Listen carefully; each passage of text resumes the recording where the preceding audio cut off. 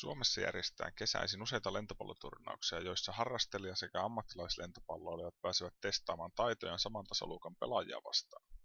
Ilmajoelta, Etelä-Pohjanmaan sydänmaalta, löytyy Juho Honkala, joka on parhaillaan valmistautumassa 14 peräkkäiseen Rovaniemelle järjestettävään kultavaskooliturnaukseen. Honkalan suvun nimellä turnaukseen osallistuvalta joukkueelta viime vuosi ei ollut nappisuoritus muutaman aikaisempaan vuoteen verrattuna, ja tästä syystä pohjakuntoa onkin nyt haettu aivan uusilla menetelmillä.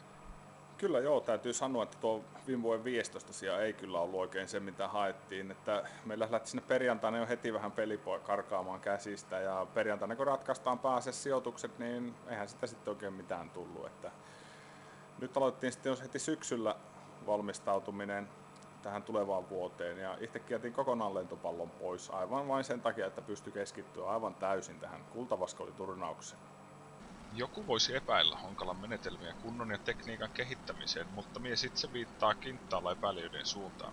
Honkalalta löytyy resepti, joka on tuttu monesta lajista, monen huippuvalmentajan suusta. Rentous, että siitähän se kaikki lähtee.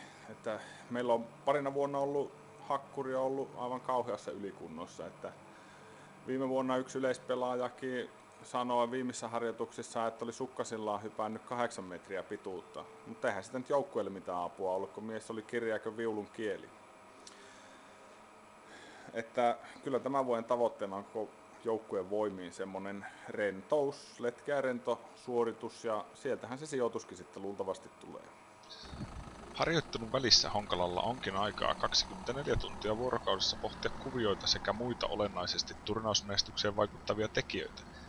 Uusien sponsoreiden hankkiminen on tänä vuonna onnistunut yli odotusten, ja se mahdollistaakin aiempaa laajemman raportoinnin turnauksen etenemisen. Tänä vuonna pyritään raportoimaan joukkueen menestyksestä tuolla Facebookissa aivan sponsoreidenkin takia niin huomattavasti tarkemmin. Että lisäksi me pyritään aina saamaan joka päivän pelaajalta haastattelu.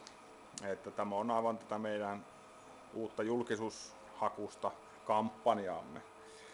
Meiltä kysellään sen verran usein näistä peleistä ja yleensäkin, että miten meillä menee turnauksessa, niin me katsottiin, että se on huomattavasti helpompi, kun tulokset laittaa Facebookiin ja kaikki voi sitten katsoa sieltä ne ja näkee otteluraportit ja muut.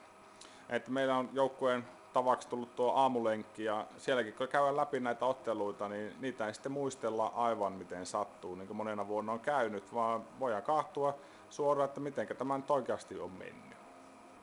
Laajentuneiden taustajoukkojen vuoksi Honkalan suvun menestymistä varmaankin odotetaan laajalla rintamalla. Mikä mahtaa olla sitten joukkueen itsensä tavoite tämän vuoden kultavaskoolissa? No, alunperinhän meillä oli tavoitteena voittaa P-sarja, mutta sitten tässä keväällä huomattiin, että eihän me edes pelata P-sarjassa, niin sehän meni nyt heti päin pieleen koko tavoitteiden asettelu tänä vuonna. Ja no sitten meidän pitää uusi palaveri, ja päätettiin sitten siinä, että otetaan tavoitteeksi tässä D-sarjassa pysyminen, että kyllä meidän eväät nyt ainakin siihen pitäisi riittää. Ei lähdetä soitellen sotaa, vaan yritetään tehdä parhaamme, mitä pystytään. Honkalan suvulla on jo usean vuoden kokemus neljäpäiväisistä turnauksista. Kapteenin mielestä kunnon täyspitkän turnauksen suorittamista ei voi edes verrata rivakoihin yksilölajeihin. Uusille yrittäjillekin Honsun kapteeni antaa vielä vinkkejä. Kyllä mun mielestä tuommoinen turnauspelaaminen, kyllähän se pääasiassa niin kestävyyslaji on, että eihän sillä heikkokuntoiset pärjää. Että kyllä meidänkin joukkueesta sen huomaa ja huokuu jo heti torstaina, kun me ollaan sinne menossa, että kyllä tässä joukkueessa potentiaalia riittää. Ensikertalaisille antaisin semmoisen vinkin, että kyllä mukaan kannattaa yrittää ja kannattaa käydä kokeilemassa. Et eihän sitä tiedetä, vaikka sinussakin juuri asuu sisällä semmoinen turnauspelaaja.